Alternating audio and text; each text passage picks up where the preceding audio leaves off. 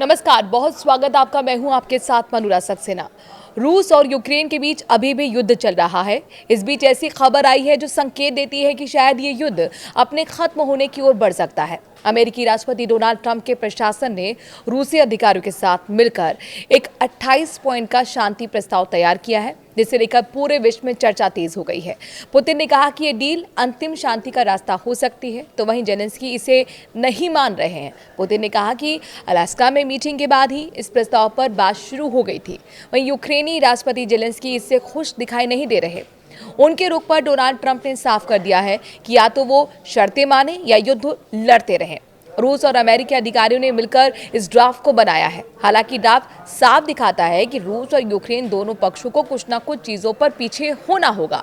आइए आपको ट्रंप के 28 पॉइंट वाले इस प्रस्ताव के बारे में बताते हैं, जिसे पीस प्लान कहा जा रहा है। यूक्रेन की संप्रभुता की पुष्टि होगी। इस समझौते की शुरुआत इस बात से होती है कि यूक्रेन एक स्वतंत्र संप्रभु देश है और इसकी संप्रभुता को सभी पक्ष स्वीकार करेंगे। रूस, यूक्रेन और यूरोप के बीच एक व्यापक गैर आक्रामकता समझौता किया जाएगा। पिछले 30 सालों में दोनों पक्षों के बीच जो भी समस्याएं रहीं, उन्हें समझौते से हमेशा के लिए सुलझाना हुआ माना जाएगा। इसमें सबसे खास बात यह है कि रूस किसी भी पड़ोसी देश पर हमला नहीं करेगा और नाटो अपना विस्तार नहीं करेगा। इसमें यह भी शामिल है कि नाटो और रूस दोनों अपनी मौजूद सीमा सुरक्षा नीतियों में स्थिरता लाएंगे। रूस और नाटो के बीच अमेरिका की मध्यस्थता में सुरक्षा वार्ता होगी।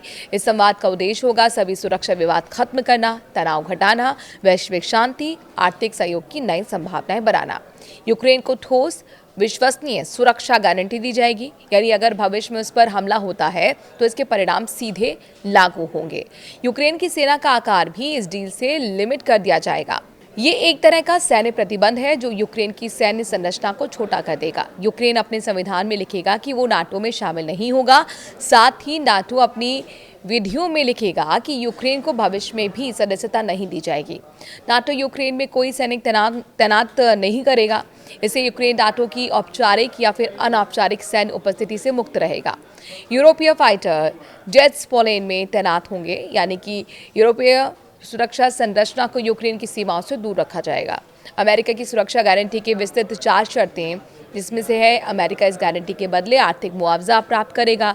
अगर यूक्रेन रूस पर हमला करता है तो गारंटी तुरंत खत्म की जाएगी। अगर रूस यूक्रेन पर हमला करता है तो अमेरिका और उसके सहयोगी निर्णायक सैन्य प्रतिक्रिया देंगे। सभी वैश्विक प्रतिबंध रूस पर फिर से लागू होंगे। किसी भी नई चेटी की मान्यता रद्द होगी। इस डील से जुड़े रूस को सारे फायदे समाप्त कर दिए जाएंगे। अगर यूक्रेन किसी बिना कारण मिसाइल मॉस्को या फिर सेंट पीटर्सबर्ग पर दागेगा तो ये सुरक्षा गारंटी अमान्य होगी। दोनों देश भविष्य में इन तय सीमाओं को ताकत से नहीं बदलेंगे। अगर कोई ऐसा प्रयास करता है तो सुरक्षा गारंटी लागू नहीं होगी। रूस यूक्रेन को द्नीपर नदी के व्यापारिक उपयोग की अनुमति देगा। काला सागर के रास्ते अनाज और माल भेजने की छूट सुनिश्चित की जाएगी। मानवीय समिति बनेगी। ये समितियां सभी कैदियों और शवों को ऑल फॉर ऑल आधार पर लौटाएंगी। सभी नागरिक बंधक बने बच्चों को वापस लाएगी। परिवार पुनर्मिलन कार्यक्रम चलाएगी और युद्ध पीड़ितों के लिए विशेष राहत उपाय लागू करेगी। यूक्रेन में 100 दिनों के भीतर नए चुनाव होंगे। युद्ध के सभी पक्षों को पूर्ण माफी, यानी कि कोई आगे मुकदमा दावा शिकायत नहीं की जाएगी। पूरा समझौता कानूनी रूप से बाध्यकारी होगा। इसकी निगरानी पीस काउंसिल करेगी, जिसका नेतृत्व राष्ट्रपति डोनाल्ड ट्रंप करेंगे। उल्लंघन पर प्रतिबंध भी लगेंगे।